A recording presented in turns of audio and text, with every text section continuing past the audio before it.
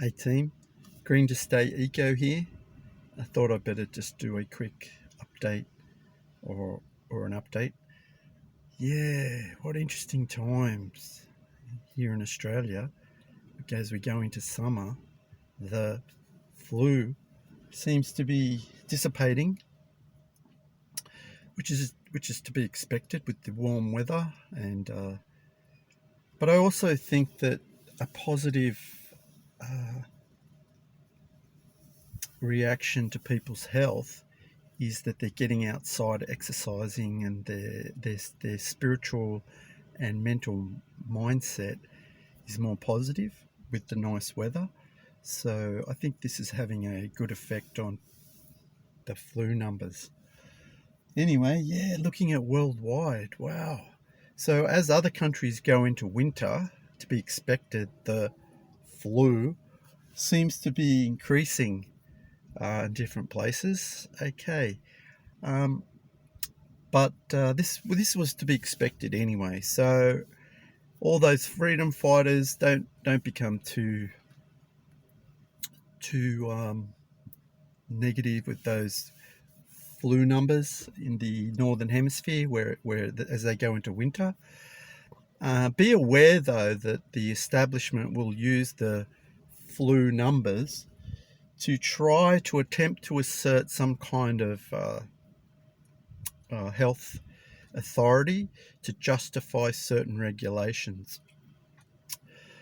Okay, on a bright note, I think, wow, everyone's slowly wake. There's a new awakening happening. It's just amazing. Despite some of the attempts by the establishment and the corrupted corporate media and the fossil fuel industries and the banking, the old regime banking entities, despite their attempts to hold on to the ignorance for which they formerly relied on to keep people in slavery, I think that's all dissipating now. We seem to be entering a new era. And so there's some good positive signs coming out from the awakening of the freedom fighters, and there's some good signals of the awakening happening for those that are fighting for a fair economic outcome for their time and labour. So that's good coming from the United States. So yeah, like currently there's over 100,000 people, 100,000 workers in the United States on strike in various different facets and industries and unions. Over 100,000 are on strike now.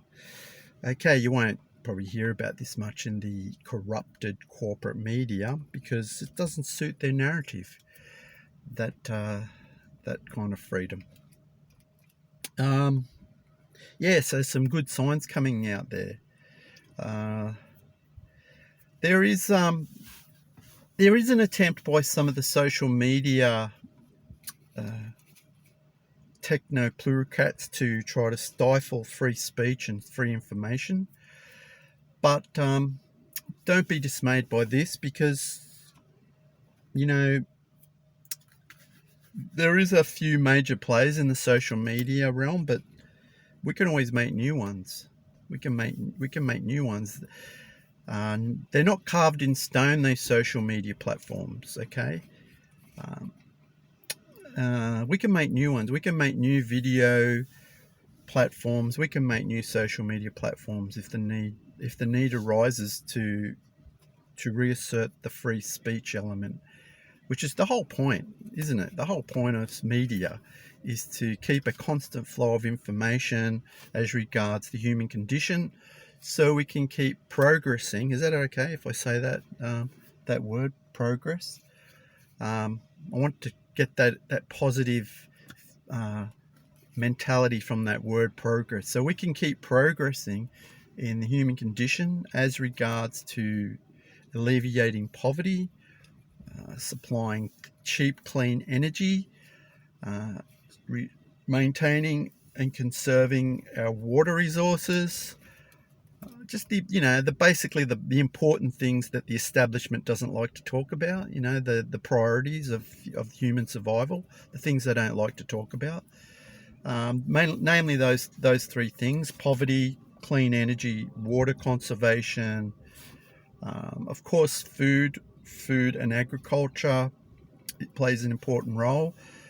But with cheap, clean energy, we can basically do anything, team. We can do anything with cheap, clean energy. We can recycle water. We can recycle all sorts of used products with that cheap, clean energy. So we're moving forward now. We're moving forward in our progress of just making a fairer system, the new economy as we call it. So some positive signs there. So the awakening, and I urge the establishment not to attempt to try to revitalize the old system, because what they will cause is all these little pockets of resistance of fighting this corrupt, evil old system that tries to just keep everyone in bondage and slavery. That what they'll probably do is they'll cause all these little pockets of resistance to join up.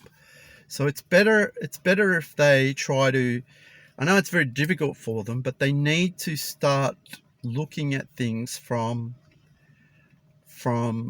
the average person's point of view, from the average person, say, struggling in a third world country. There's no need for their conditions not to improve now in the next, say, decade. So I urge them to move in that direction and to give up these notions of holding on to these old established dead systems, these dead economic business models that they've got, these unjust trade arrangements that they've done, these empire mentalities. Use your collateral and use your stored up ill-gotten gain to move into the direction of benefiting mankind. I urge you to do that now, because as indicated here, particularly in Victoria, in Australia, this goes to all elements, that there is such a strong outcry that you need to awaken yourself to this new reality, this new economy, this new understanding of beneficial cooperation between the peoples. Okay, the establishment, what you've done, you've established a network of basically dynasties of economic heritage, and you've managed to use the communication methods, the media that you own and have dominated, to keep your networks propping each other up. Okay, so what's going to happen now is the people are going to use are going to imitate these same methods, but on a more vast and encompassing method. The same methods that you use, the people are going to use now. What I'm trying to say is the same methods that you use with globalization and trade deals and things like that. We're going to do that now, and we want to move towards a new era of human cooperation, humanitarian, and eco outdoor living. Look at all the prepping and outdoor survival videos that are currently being made. We're finally moving in that direction where we want to live in harmony with our environment and with nature. We're moving in that way. The social media platforms have allowed us, and we're grateful for that, have allowed us to move into that era where people can assert their independent ideas and techniques for survival and working in harmony with nature, and yeah, so we're moving in that direction anyway. So we urge the establishment to identify this and to work with us, as opposed to working against us and trying to maintain this old system, which is rooted in oppression and colonization and just you know, wars and things like that. We urge you to move with us, and this is people of all different nations and colors and creeds. We want to move forward.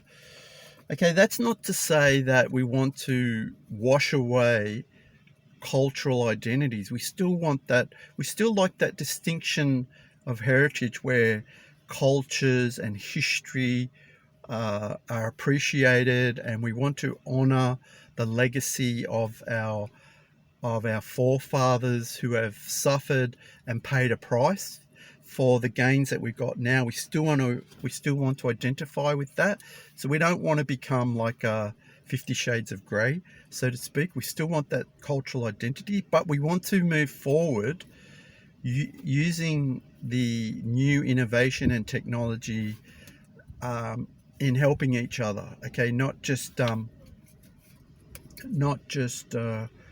sort of having, you know, a few families just storing up unnecessary amounts of wealth, which isn't gonna cut it this time.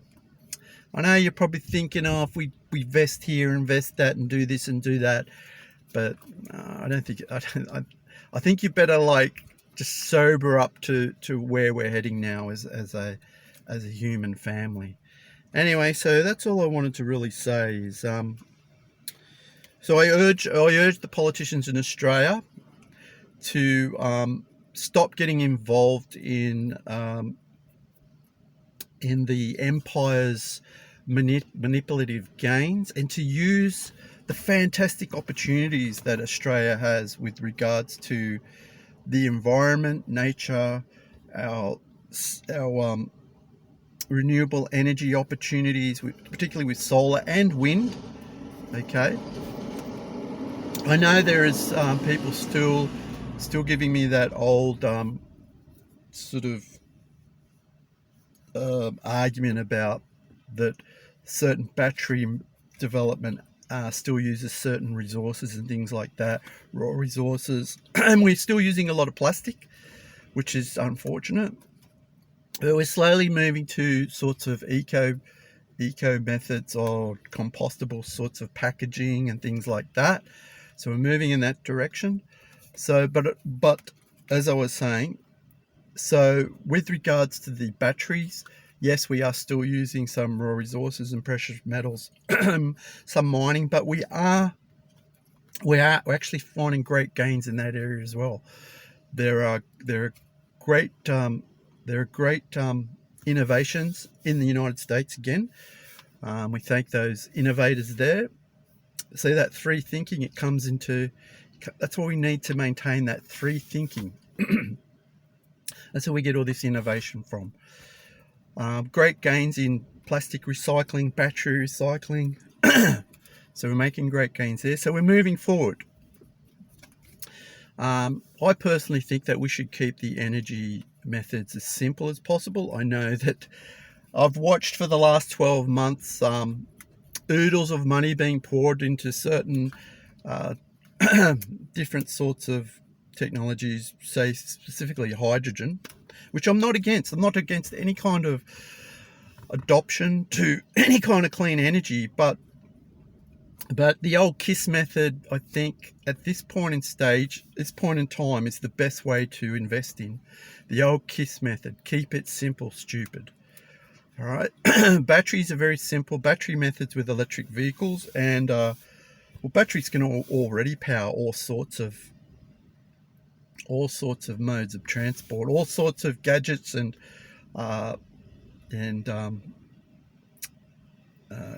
things that we use, lawnmowers, everything like that, drones. There's even flying cars. There's even electric flying cars that are making great progress.